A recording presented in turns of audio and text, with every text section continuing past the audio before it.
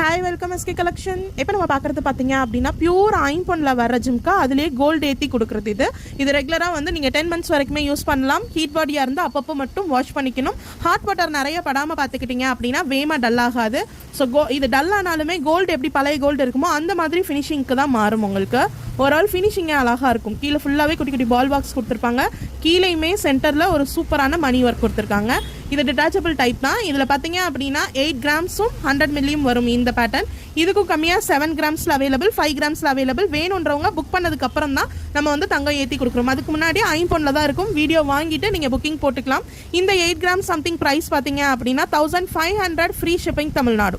1500 free shipping Tamil Nadu.